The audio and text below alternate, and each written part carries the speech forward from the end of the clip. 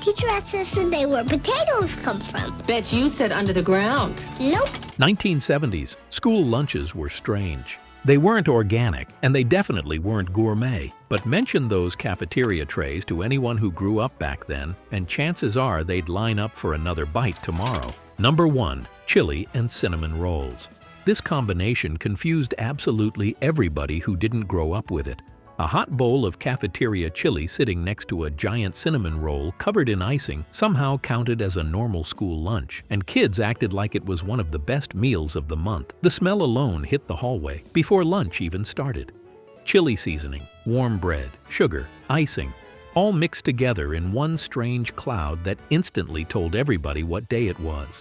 And the funny part is, people had very strong opinions about how to eat it. Some kept the cinnamon roll separate like dessert. Others tore pieces off and dipped them straight into the chili without hesitation. Teachers pretended not to notice. Kids absolutely noticed. Even now, people who grew up with this lunch defend it passionately, while everybody else looks horrified. Number 2. Square pizza lunch. School pizza wasn't trying to look authentic.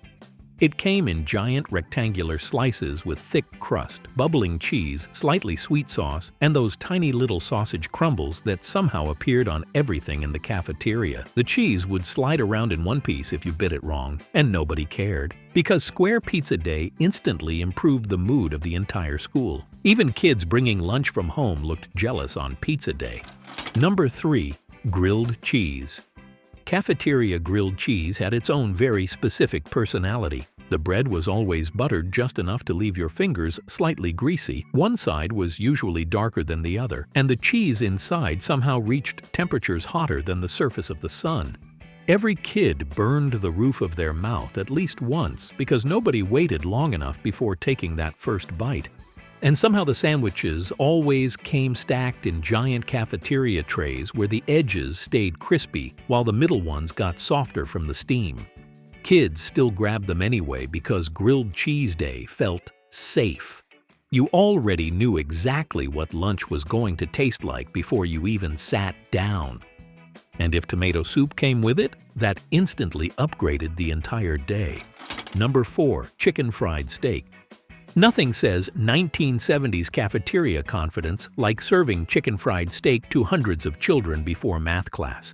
Covered in thick gravy and usually sliding around the tray slightly, this meal felt oddly grown up compared to burgers or pizza. Kids who ordered it felt like they were eating real adult food, even if half of them barely knew what it actually was. And with mashed potatoes next to it, that was a serious lunch.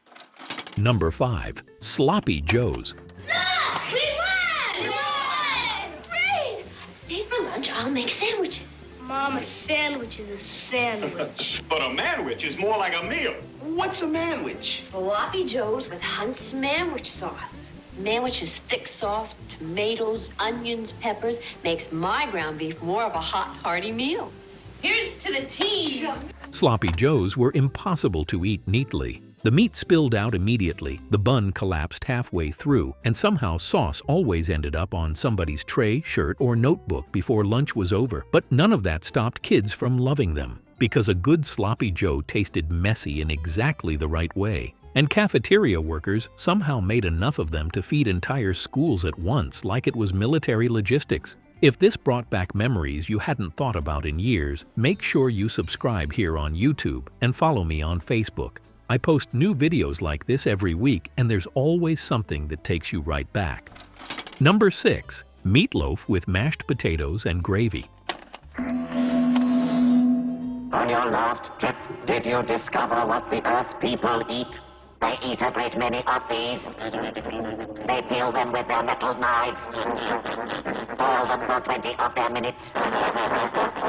Then they smash them all to bits.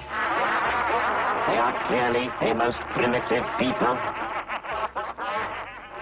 For mash, get smash. This was one of those lunches that made the cafeteria suddenly feel much quieter and more serious. A thick slice of meatloaf covered in brown gravy sitting next to a scoop of mashed potatoes somehow felt more like something your parents would eat than food made for children. The trays looked heavier. The smell was stronger.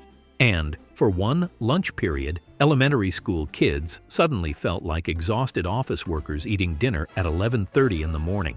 Some kids absolutely loved it, especially the mashed potatoes drowned in gravy with one of those soft cafeteria rolls on the side. Others stared at the meatloaf suspiciously for several minutes before deciding whether to commit.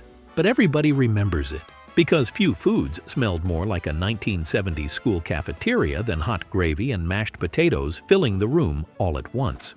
Number 7. Turkey, gravy, and mashed potatoes. Mommy, teacher asked us today where potatoes come from. Bet you said under the ground. Nope. Oh, you said Idaho because that's the kind we eat. Only Idaho potatoes are good enough for this blue box. I didn't say Idaho. Well, then what did you say? I said friendship. Whenever turkey and gravy showed up on the cafeteria menu, the entire lunch period suddenly felt connected to Thanksgiving somehow. The trays came down the line loaded with scoops of mashed potatoes, slices of turkey covered in thick gravy, and usually one of those soft cafeteria rolls everybody immediately grabbed first. The smell alone made the hallway feel warmer than usual. Gravy, bread, potatoes, steam rising everywhere. And even kids who normally complained about school lunches usually gave this one a chance, because there was something comforting about it. It felt familiar, filling, and oddly grown up compared to pizza or sloppy joes. And if the cafeteria ladies were generous with the gravy, people still remember that it was a major historical event. Number 8. Salisbury steak with mashed potatoes and gravy. Salisbury steak existed in a very specific category of cafeteria food. Nobody fully understood what it was, but everybody recognized it instantly.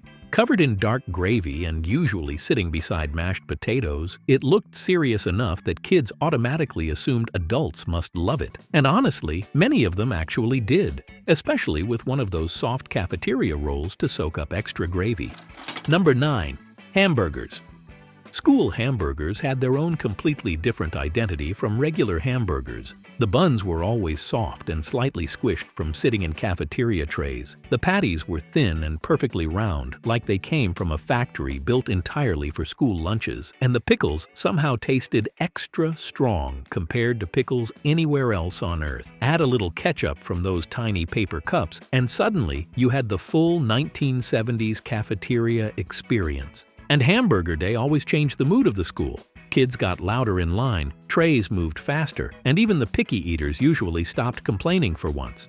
Compared to mystery casseroles and overcooked vegetables, from the rest of the week, hamburgers felt exciting, especially if French fries came with them. Then it basically became a holiday. And I'd love to hear from you. What was your favorite 1970s school lunch food? Let me know in the comments. Number 10. Sheet cake. This was the all-time favorite. Everybody remembers the sheet cake. Big rectangular slices with thick frosting, colorful sprinkles sometimes, and that unmistakable cafeteria cake texture that somehow stayed soft forever. It didn't matter what lunch came before it. If sheet cake was available, that became the entire focus of the meal. Kids traded food for it, talked about it beforehand, and probably ate it faster than anything else served in the building. Honestly, some people still spend years trying to recreate that exact cafeteria sheet cake taste at home. 1970s, school lunches were messy, heavy, strange, and unforgettable. And the funny thing is, a lot of people still miss them more than restaurant food, because cafeteria lunches weren't really about quality. They were about routine, friends, noise, trays sliding across tables, and knowing exactly what day it was based on the smell in the hallway. Everything I featured today is linked in the description below. Go check it out. If this took you back, click the one on your screen. It's all the strange 1970s school lunch foods people still miss today.